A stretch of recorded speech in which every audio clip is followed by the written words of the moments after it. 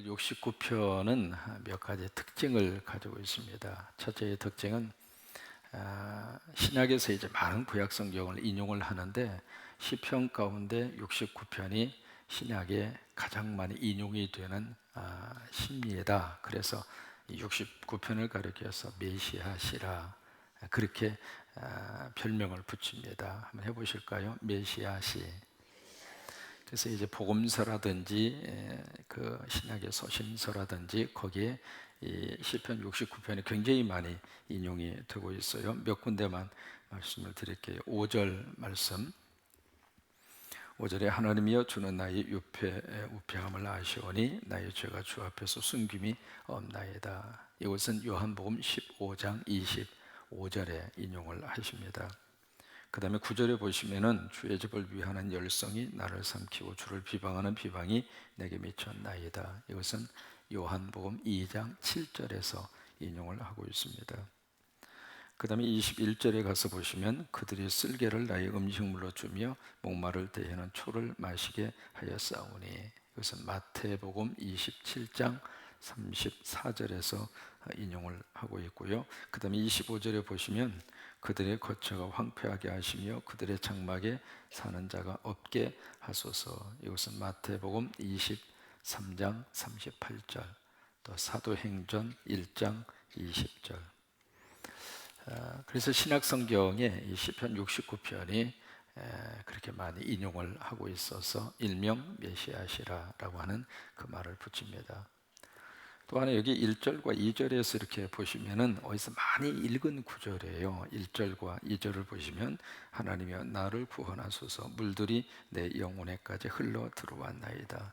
나는 설 곳이 없는 깊은 수렁에 빠지며 깊은 물에 들어가니 큰 물이 내게 넘치나이다. 좀 어디서 좀 들어본 말 같지 않아요? 어디서 나오는 글귀 같아요? 주일 오후에 지금 우리가 강해를 듣고 있는데 요나서입니다.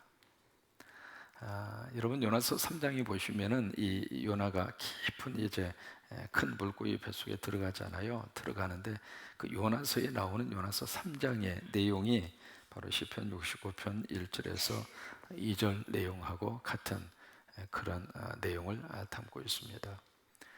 이 69편의 내용은 전반적으로 몇 가지 특징을 가지고 있는데 1절에서 29절까지 무슨 내용이냐면 너무 지금 힘들어요. 이 다윗이 고통 가운데 있고 견딜 수 없는 깊은 수렁에 빠져서 여러분 수렁 기억하셔요? 이 수렁은 한번 발이 빠지면 그 다음 발을 또 빼려고 그러면 이 발에 들어가고 이 발을 빼려고 그러면 이 발에 들어가고 그게 수렁이거든요. 지금 다윗이 고난이라고 하는 깊은 늪지대에 빠져서 움직이면 움직일수록 그 깊은 수렁 속에 더 깊이 들어가는 거예요. 혹시 여러분 그런 경험 해보셨습니까? 문제가 너무 많이 꼬여가지고 이것을 해결하면 저쪽에 터지고 저것을 해결하면 이쪽에 터지고 마치 이제 시편 69편 속에 지금 있는 다윗의 형편이 그런 형편입니다. 너무 고통스러워. 그래서 이제 그것을 1절에서 여기 그 29절까지 그것을 그대로 솔직하게 이렇게 하나님 앞에 그 감정을 털어놓는데 그래서 이 시편 69편은 저주가 함께 모아져 있는 또 다른 시다 그렇게 이야기할 정도로 하나님 앞에서 하나님 이것 좀 끊어주세요. 이것 좀 어떻게 해결해 주세요. 이들에게 이 원수 같은 이들에게 하나님께서 직접 손을 보시고 하나님이 그들을 대적하여 주시옵소서. 그런 내용들이 1절에서 29절까지 쭉 이렇게 기록이 되어 있어요. 그러다가 여기 30절에 보시면 내용이 확 바꿔집니다. 1절에서 29절까지는 어두워요. 탄식이고 눈물이고 아픔이거든요. 그런 내용으로 쭉 이렇게 그 말씀이 이어지다가 30절로 딱 가서 보면 언제 그런다는 듯이 이것을 딛고 일어서요. 그래서 30절에 내가 노래로 하나님 이름을 찬송하며 감사함으로 하나님을 위대하시다고 내가 찬양하겠습니다. 완전히 달라진 거예요. 어떤 일이 다윗에게 있어서 이렇게 놀라운 삶의 반전으로 이루어질 수 있을까? 여러분 이것이 믿음 안에서 주시는 하나님의 거룩한 축복입니다. 믿음이 없으면은 1절에서 20 여기에 9절 그 내용 속에 그냥 인생이 휩싸여서 탄식하고 원망하고 어떻게 하다가 내 인생은 이렇게 됐는가? 어떻게 하다가 내 인생은 이렇게 힘든 삶을 살다가 내 인생은 끝내야 되나? 아마 그런 식으로 해서 철저하게 자기의 삶을 비관하고 끝냈을 거예요. 극단적인 선택을 하시는 분들의 거의 대부분이 그렇습니다. 출구가 없으니까. 사람이 출구가 있고 희망이 있으면은 안 죽습니다. 왜 죽어요? 어떻게 해서든지 살려고 그러죠. 근데 그런 출구가 없으니까, 희망이 없으니까 그렇게 해서 이제 극단적인 선택을 하는 그런 케이스들이 많이 있거든요. 어느 분이 되게 이제 한강 거기 다리에 올라가서 이렇게 뛰어내리는 그 분들이 많잖아요. 어느 분이 사업을 해도 안 되고 모든 것들이 다 막히니까 이제 추운 겨울날 그 한강 다리 위에 올라간 거예요. 올라가서 이제 뛰어내리려고. 근데 어떤 사람이 쭉 차를 운전하고 가다 보니까 어떤 그 난간 위에 한 사람이 뛰어내리려고 그러니까 가다가 잠깐 차를 세우더니 창문을 이렇게 열고 하는 말이, 지금이요 거기서 뛰어내리면 얼어 죽어요. 그러니까 갑자기 어떤 사람이 가다가 큰 소리로 그러니까 얼어 죽어? 그 말이 자기도 모르게 피식 웃음이 나온 거예요. 참 사람이 묘하죠. 지금 죽으려고 그러는데 얼어 죽는다는 말이 너무 이상하게 들린 거예요. 그래가지고 피식 웃다가 보니까 참 묘해요. 이게 사람이 한번 피식 웃으면 그때부터 마음이 열립니다. 그래가지고 얼어 죽어? 그럼 내가 얼어 죽으면 안 되지? 그래서 도로 내려왔어요. 내려가지고 그때부터 다시 한번 시작하자 해가지고 한중 엔터테인먼트라고 하는 회사를 차려요. 실제로 있었던 이야기입니다. 이름이 철옷입니다. 철옷이.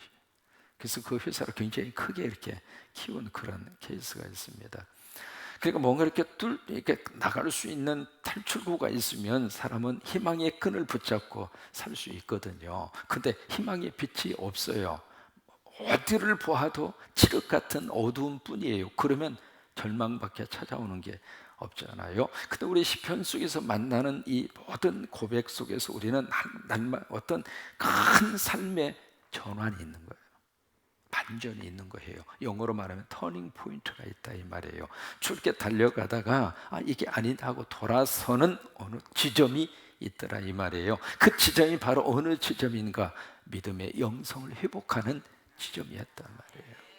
그래서 어떤 일이 있어도 하나님이 계시고 성령님이 계시고 예수의 믿음이 있는 사람은 이 땅 위에서 좌절하지 않습니다. 좌절할 수밖에 없는 환경과 여건 누구든지 다 있어요. 나만 있는 게 아닙니다. 다 겪고 사는 거예요. 근데 내가 이렇게 겪다가 보면 나만 이런 일을 겪는 것처럼, 왜요? 사람은 그럴 수밖에 없습니다. 내가 지금 당하고 있는 일이 나에게 있어서는 가장 큰 일이니까. 그러나 옆 사람도 그런 일을 겪으면서 한 세상 살고 저 사람도 그 일을 겪으면서 살고 다 그래요. 다 그래요. 그러니까 다윗은 이 시편을 통해서 그 놀라운 반전으로 확 그의 삶의 시각을 확 바꿔버려요. 그의 30절 내가 노래로, 지금까지 저주 하나님의 심판 그것만 계속 이야기를 하던 이 다윗의 입술 속에서 내가 노래로 하나님의 이름을 찬송하고 감사함으로 하나님을 위대하시다 하리라. 자기 인생을 자기 시각으로 본 것이 아니라 하나님의 시각으로 자기 인생을 딱 들여다보는 거예요. 엘리베이터에 사람들이 이렇게 탔는데 퇴근 중이라서 엘리베이터에 꽉 찼어.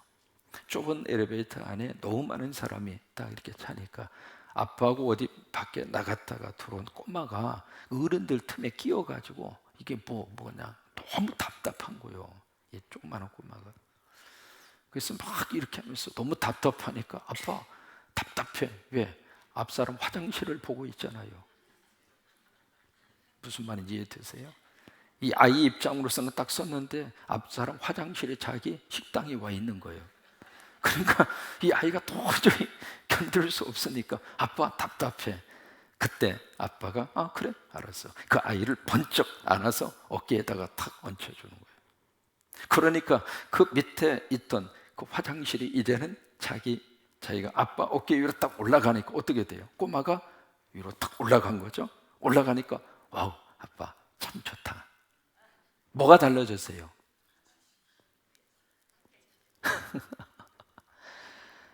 바닥에 있을 때에는 자기가 보는 것이 자기 시각, 자기의 시선으로밖에는 볼 수가 없었는데 이게 위치가 달라진 거예요. 아빠의 어깨 위로 올라간 거예요. 위치가 달라지니까 보여지는 게 다르잖아요. 보여지는 게 다르니까 생각이 달라지는 거예요. 이게 바로 그거거든요. 내 인생을 내 시각으로 들여다보고 그것으로 해석하고 끝나는 것이 아니라 하나님의 어깨 위에 올라가는 거예요. 예수님이 어깨 위에 올라가는 거예요. 성령님의 어깨 위로 올라가는 거예요. 거기에서 내 인생을 들여다보니까 얼마든지 견딜 수 있네, 버틸 수 있네, 그 다시 일어설 수 있는 거예요.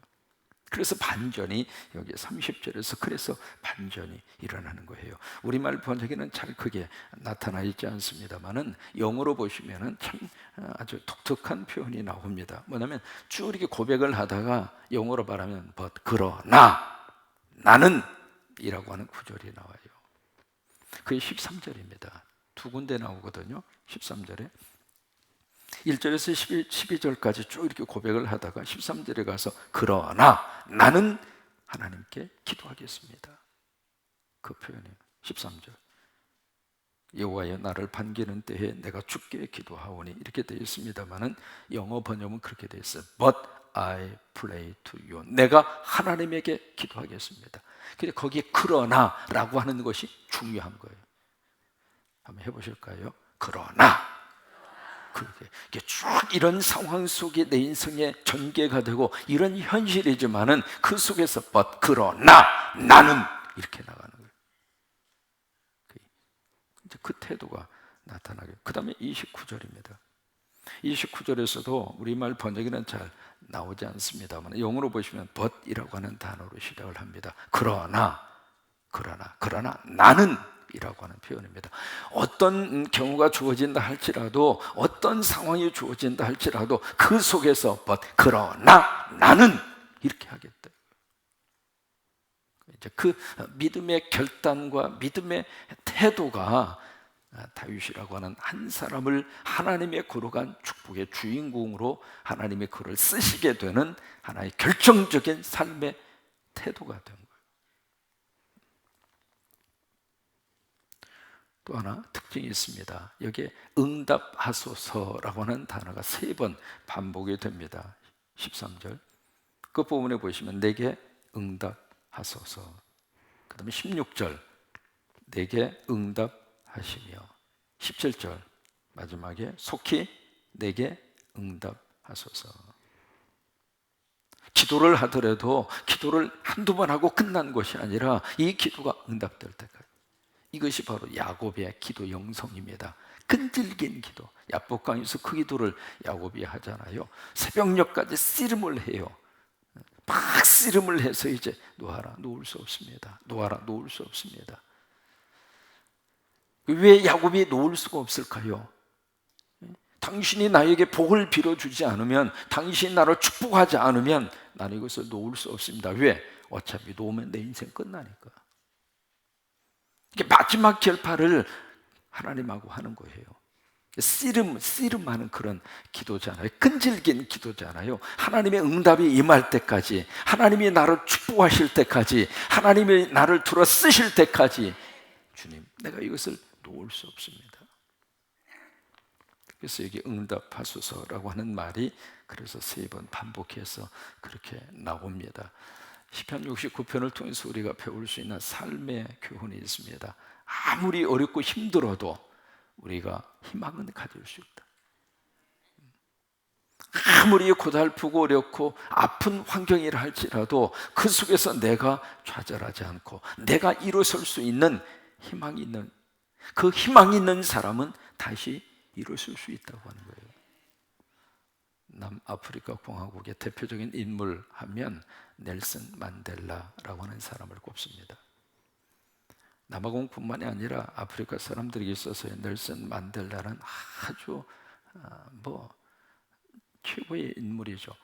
근데 유엔에서 이 7월 18일을 넬슨 만델라의 날로 정할 정도로 그런 세계적인 인물이 넬슨 만델라, 7월 18일이 만델라의 날이거든요. 그 정도로 이제 세계적으로 큰 영향을 미친, 바로 이제 얼마 전 돌아가셨죠. 근데 이분이 그 백인들이 이제 흑인 사회 속에, 흑인 아프리카에 들어가지고 무려 350년 동안 흑인들을 짐승처럼 다뤄먹었어요. 비참하기 이를 데 없습니다. 근데 그런 속에서 의식이 있는 흑인들이 이럴 수는 없다. 그래서 막 저항운동이 일어나고, 그리고 해방운동이 막 일어나고 그랬거든요. 근데 그 일에 이 넬슨 만델라가 변호사예요. 변호사로서 막 이렇게 자기 동족들을 변호를 하다가 보니까 이건 구조적인 문제다. 구조적으로 흑인들이 백인들에게 착취를 당하고 비인간적인 대접을 받으면서 살고 있는데 이런 상태로 가서는 안 되겠다 싶어가지고 그때부터 넬슨 만델라가 인권 변호사로 바꿔줘요. 그때부터 막 어떻게 해서든지 이 남아프리카 공화국을 해방시키기 위해서 그러다가 결국 국가 반역죄로 구속이 당해요. 구속을 당해서 종신형을 받습니다.